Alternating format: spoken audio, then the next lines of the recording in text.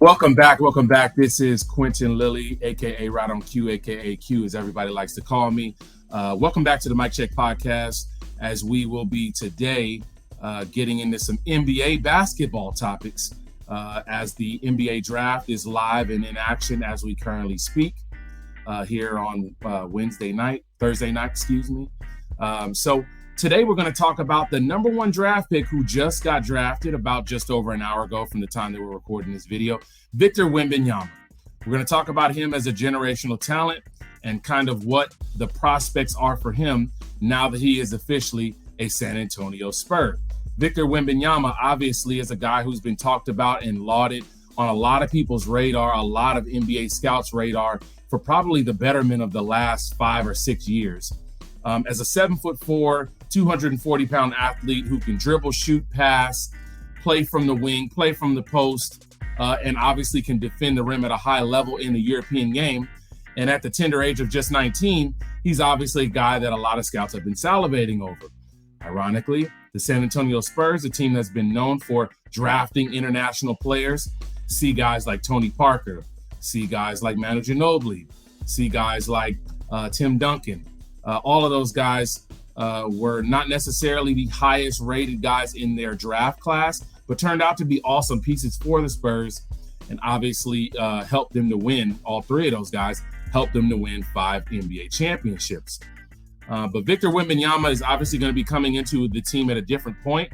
The Spurs have obviously had quite a few down seasons, and realistically, they have not really been the same since 2018 when they traded away Kawhi Leonard. Victor Wembanyama is going to try to be the quote-unquote savior of the San Antonio Spurs, helping them get back to championship relevance. And he's going to have his work cut out for him because if you really look at the standings, I mean, there's a reason why the San Antonio Spurs had the number one pick this past season because, you know, they were not one of the better teams in the NBA. There really was not any point during the season where they were contending for playoff positioning. And it looks like right here, I'm looking, they went 22-60 last year, 10-40 in conference play. And they had a pretty bad home record, winning just 14 games out of the 41 that they played. So obviously that's not going to be good enough. But Victor Wembanyama makes a lot of things easier for guys around him. As I mentioned at the beginning of this video, he's a guy that can stretch the floor from the center position because he has three-point shooting range. He's a guy that can defend the rim at a high level because of his extreme size, length, and agility.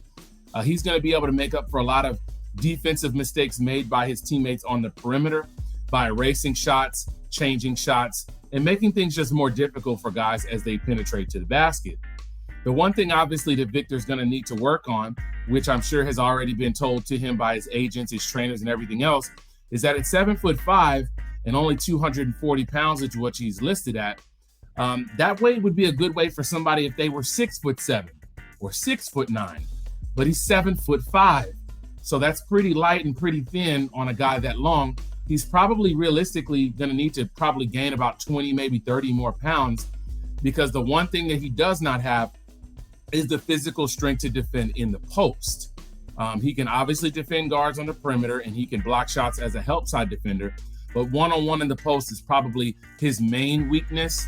And obviously, health is going to be a major concern because when you have guys like him, when you have guys like Chet Holmgren, when you have thinner guys, typically they have a harder time with injuries. The same kind of idea goes for guys who are heavier. When you talk about guys like Zion Williamson, or if you want to talk about guys like Greg Oden, the big man in the NBA, that's a lot of games to play. That's a lot of weight bearing. That's a lot of running and jumping. So he's going to really have to be on top of things with his health, his diet, his nutrition, so that he can probably try to put himself in the best position to not be injured on a regular basis. But having played professional basketball for the betterment of his teenage years, I mean, I'm looking here. He was the French MVP in 2022. He was an all-star 2 times in 2021 and 2022 in the French basketball league that he played in. And he was also the leading scorer and won defensive MVP. All these awards happening in the last 3 years. He spent his most recent season playing for Metropolitans 92. And obviously he helped them to have quite the strong record because I believe here, let me see.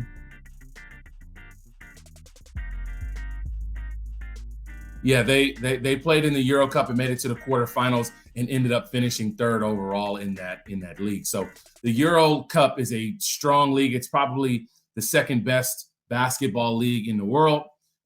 So he's experienced, guys like Luka, guys like Giannis Antetokounmpo, all of these guys that come in from overseas and have played multiple years of professional basketball typically have a smoother transition into the NBA game because they've been involved in that kind of a lifestyle for a lot of years. They've been making money for quite some time. So there's a little bit less distractions and they kind of know what to expect. But obviously there's going to be some culture shock because he's really never lived in America. So it'll be interesting to see how Victor adjusts, not only on the court with his play, but how he adjusts off the court to living in San Antonio. Obviously, he's going to be coached by one of the best coaches to ever grace the sidelines of an NBA game in Greg Popovich. For how long is the question, because we really are not sure. Greg is getting up there in age, and I assume that he will be retiring at some point soon. I don't anticipate he'll coach Victor the duration of his career in San Antonio, but he will at least have a few years maybe to learn the way. And I think a great resource is going to be Tim Duncan. As a guy who was another #1 top draft pick, who was in a very similar situation to Victor, Tim Duncan is going to be a great resource. He's helped out on their coaching staff before.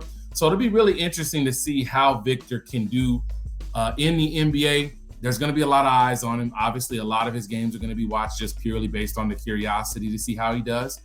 But you guys keep it locked. Stay tuned. As always, make sure that you like, comment, subscribe, and share this video.